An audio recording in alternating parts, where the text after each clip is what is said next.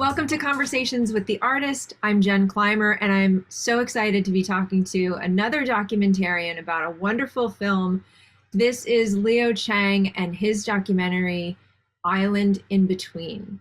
Leo, it's so nice to meet you. Thanks for joining us today. Thanks so much for having me, Jen. Happy to be here. It's a pleasure. Um, I watched the film. We're sharing it on the closed circuit TV station, and hopefully, if people are watching this on YouTube, they are able to find it. Share with us where people can see your documentary right now. Well, it's actually also on YouTube. So the documentary is distributed via New York Times OpDoc series, and they have made it freely available on YouTube on their New York Times YouTube channel. So if you just search for the name of the film, you'll be able to find the film. Terrific. This is a very personal documentary for you. Your parents are included. It's about your own life experience. Tell us a little bit about the island in the title of the documentary. So the island in the title, Island in Between, it's specifically about the island of Kinmen, which is this small island that's ruled by Taiwan, but it's only 2 miles from China. So it's literally the front line between Taiwan and China. And it was also the only place in Taiwan that actually witnessed quite violent battles in a Chinese Civil War back in 1949. And my father, like many men in Taiwan, or all men in Taiwan, had to serve in the military, but many of them ended up serving on this particular island. And just so happened that in 2020, we all went to the island together, which was kind of a revelation for me. You know, this is a place that I've heard a lot of stories about, but knew very little about. And having been there and seeing my father's interaction with this place and seeing how different it is to my own perception or my own belief of what the island looked like, it made me wanted to move forward with the documentary project, and that's how the film got started. It is a very heartwarming story in some ways because I I know from my own like Western perspective a little bit about the geopolitics of that area. Um, but to hear your point of view that Taiwanese people see themselves as compatriots, that it's these are your kindred who are living on the mainland, and you give a really great perspective when the description of the giant speaker that's on the island is discussed, um, and a childhood song that you explain that you grew up with, um, which still talks about family and community. There isn't a separation through this civil war outside of political, in terms of the feeling, it seems, from both the people in Taiwan and the people on the mainland, that your family. Well, so I think that there is this tendency, right, especially recently, to characterize these global conflicts, let it be Ukraine and Russia, or, in the Middle East, as, sort of two sides, sworn enemies fighting each other. But the truth is much more complicated than that. In Taiwan, a majority of the Taiwanese population are ethnically Chinese. So we have the same history as the mainland. And also there was a big portion of the Taiwanese population, not the majority, but it's a significant portion that came after World War II from the mainland to Taiwan. So there's already some diversity in Taiwan in terms of your average Taiwanese relationship to China. So, I think that's one of the things I wanted to point out with the film. It's about how people are really more the same than different, and how if we kind of just start from that, perspective, piece, the idea of us sort of, getting along and really being empathetic to the other side feels much more possible, for sure. And it's also a place where Americans, have had long involvement in. For folks who, maybe serve, in World War II, or serve in the Korean War. I mean, in the 60s, these islands were actually part of the presidential debate between Kennedy and Nixon, where they talked about how, they debated on whether or not to defend these islands as the frontier for, what was then called a free China, which is the nationalist government that moved to Taiwan. We have basically Kennedy saying, well, it doesn't make sense for the Taiwanese military at that time, with American military being there as well, assisting the Taiwanese military to defend against the Chinese communists, to guard these islands that are basically really difficult to defend because of its geographic situation. So we should retreat and let the bigger body of water of the Taiwan Strait be the natural barrier. But then you have Nixon saying, we're not giving those communists a single, inch of our free land, So even though a lot of Americans, maybe of a certain generation, don't really know about this place, I think that the older generation actually are familiar, with the conflict of the Cayman Islands, and the American involvement in it. I've been to Taipei and I had no idea about the islands. Zero, which Well, I'm ashamed to say. Yeah, I think 90% of the Taiwanese people have never been to the islands. I mean, we all heard about it.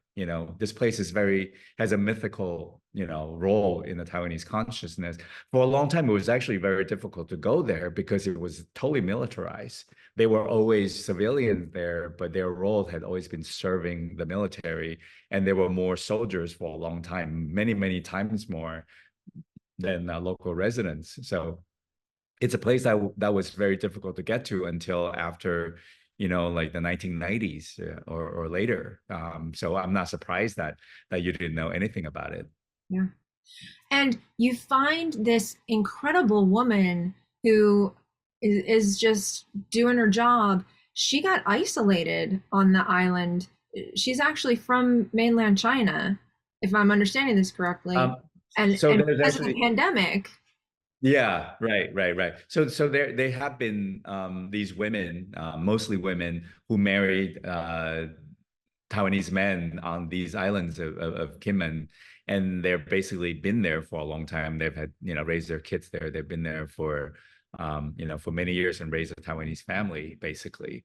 But their family, their parents, their siblings are still back in China. And it's a combination of, because of the pandemic, but also because of the deteriorating relationship between Taiwan and China. The ferry that connects Kinmen Island with the Chinese city that's across the way, Xiamen City, was disconnected for two plus years. So for these women that relied on this ferry so they can go see their family, it was definitely a very difficult situation. They miss their family. They're uncertain about what's going to happen in the future. And then they definitely feel like they're stuck in between, much like I feel like I'm stuck in between as well, in the Taiwanese 你还 situation. 减肥了，再减回家，你妈不认识你。我跟你讲，我昨天真的是鼓起勇气站上那个体重机哦，真的，哎，不知道什么时候会痛哦。对呀、你再回家，你妈就说哇，2年没减3年了吧？3年了。你第3剂打了吗？打了，打了，我觉得。但是我跟你讲，我们第3剂打，如果去大陆哦，他是没有承认台湾的疫苗，你知道吗？你看，因为他没有承认台湾是一个国家，它是一个省，台湾省，所以他一定要打，一定回去一定是要再打2剂的，他不可能说我们回去不用打的啊，我都不知道啊，回去要怎么打？我妈天天打电话跟我说啊，怎么感觉台湾跟大陆情势很紧张？我说那不关我们事。怎么我们家人从来不会跟我讲这些问题耶？他们都不担心的。其实这些东西担心根本就因为我们东北人好战，你知道吗？然后我妈说你赶快回来。好战这种东西。You also exemplify that really beautifully in the film through the use of passports. That you have your Taiwanese passport, you have a U.S. passport, and you have a third passport. So the third passport, it looks like a passport, but it's called the Taiwanese compatriot permit. And as a person living in Taiwan, if you want to travel, if a Taiwanese citizen traveling to mainland China, they actually don't recognize the Taiwanese passport because in their mind, Taiwan should not have a passport. It's not a country. So they issue all of us these books, but now they've actually become basically like an ID because they say, well, you are actually a Chinese national, even though you live in Taiwan, so you should have a Chinese ID, and that's what that is. It sort of represents the absurd, somersault, like the diplomatic, the geopolitical complication that happens there, where we obviously have our own government, we have elections, we have relationships with the other countries in the world, but internationally we're just not officially recognized as a country, and definitely not to the Chinese government, who thinks Taiwan is a breakaway province and Taiwanese people are actually legally Chinese citizens. Yeah. And you talk a little bit about this. It's actually more in the description of the documentary than I feel it was in the documentary itself. It kind of is obtusely referenced that Nancy Pelosi visiting Taiwan, and there were a couple of major steps done by the American government that added a little bit of heightened tension to this conflict without a resolution. Yeah, it certainly is a conflict without a resolution. And, whether we like it or not, the US has played a big part of it, for the past 70 years. When I was mentioning the presidential debate back in the 60s, US used to have a military base in several, actually, in Taiwan, including one that, there were soldiers. There's definitely American soldiers in Kinmen training the local soldiers. And the truth is, I think there actually are some there now, except that it cannot be announced publicly because of, again, these really tricky diplomatic cat and mouse game that US is playing with China. So the American military is there training the Taiwanese military how to use the weapon that Taiwan is purchasing from the US, but officially they're not really there. Yeah, and Nancy Pelosi's visit, I think 2 years ago now, definitely was you can marks the beginning of this latest round of heightened tension between US and China, and Taiwan's very much sandwiched in the middle in these situations. So in making this documentary, what do you want people to take away? What thought processes are you hoping to influence? Well, I know that we've been talking a lot about these, little known facts in the West, right? About Taiwan, about these intricate relationships between Taiwan and US and Taiwan and China, and also this particular island, which is really, I think one of the news clips says it basically, it's like the West Berlin of Asia, where it's a piece of a land that belongs to, quote unquote, the free, right, the democratic sides of the world, but it's actually tucked into the communist, side of the world. It's very much of a Cold War perspective of the situation.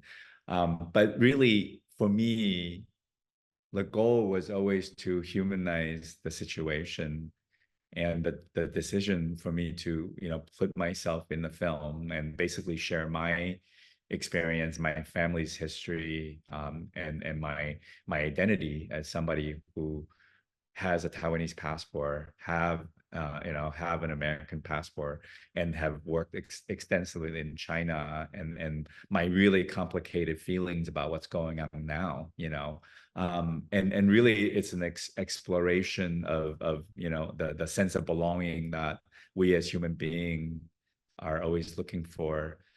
It's a questioning and examination of the idea of home, what it means, definitely for me and definitely for the people on the Cayman Island, but just for the larger population of Taiwan in general, I wanted this to be resonant, for the audiences around the world who may not know or care very much about this part of the world, but understands the struggle that we all have as human beings to want to find a place to belong and to want to, have our home safe and to want to be able to, work towards a future, a certain future, which is, some things that the Taiwanese people don't necessarily have because of this really tricky um, geopolitical situation that we live in.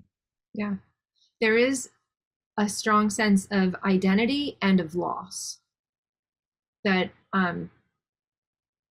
again, going back to there's a kinship, there's an entire aspect and branch of your family that you can't access, who Yeah. still claims that you're theirs, but you're not. Yeah, I mean, and You push for pull. me, yeah, my family history is that because we have been in Taiwan for a long time, we don't have any direct connection at the moment. We know what region our ancestors are from, but for instance, for our producer Chiang, and then our executive producers Ben and Ruby, they're first generation Taiwanese. Their parents and their relatives one generation above are from China, so they have much more closer connection, of familial ties to China, and the current situation is very difficult for them.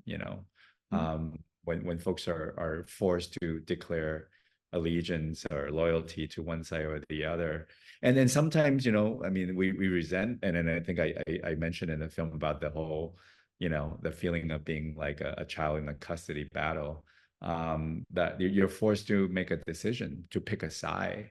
And what the government, what I mean, in this situation, I really kind of put the responsibility on the Chinese government, because they're one that is deciding or pursuing this idea that Taiwan needs to be under Chinese rule.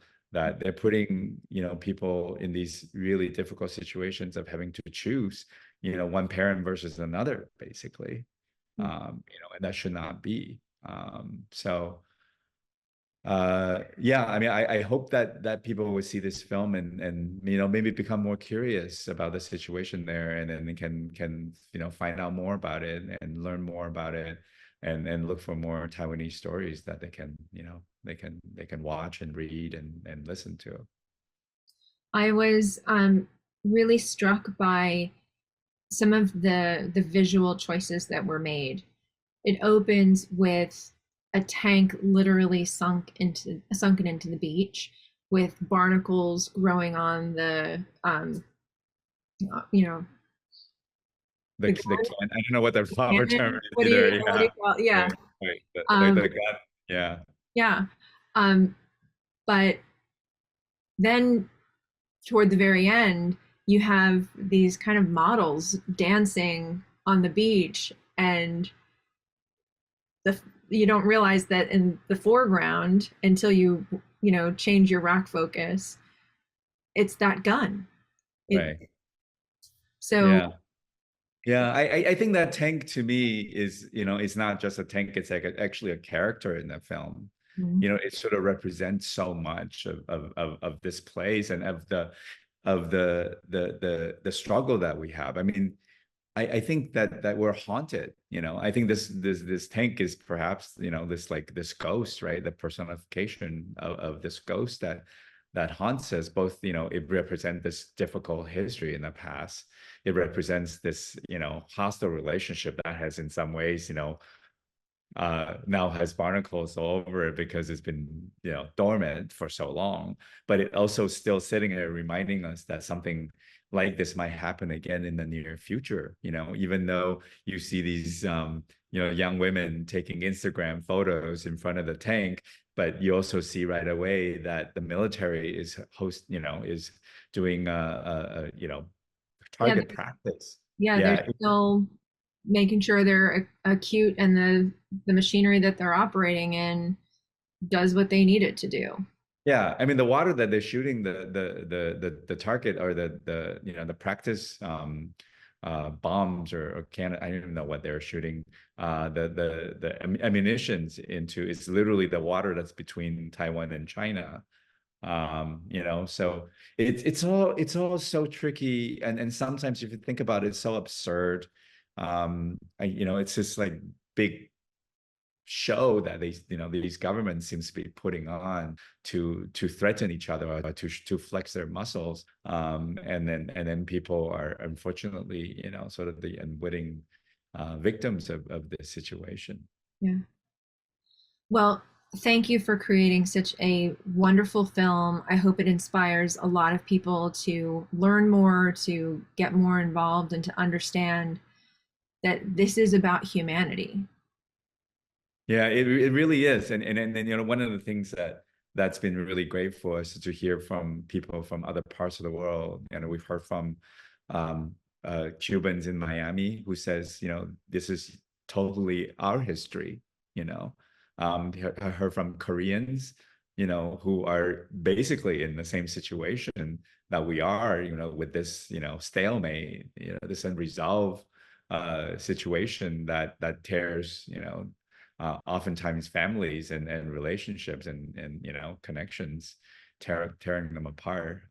So yeah, I hope that people will see that and hope that this we're contributing something to this conversation towards some resolution to the situation and to not make any more situations like this. Yeah. Leo, thank you so much for being with us. Please come out for a tour, come see the campus, and do let us know what your next project is.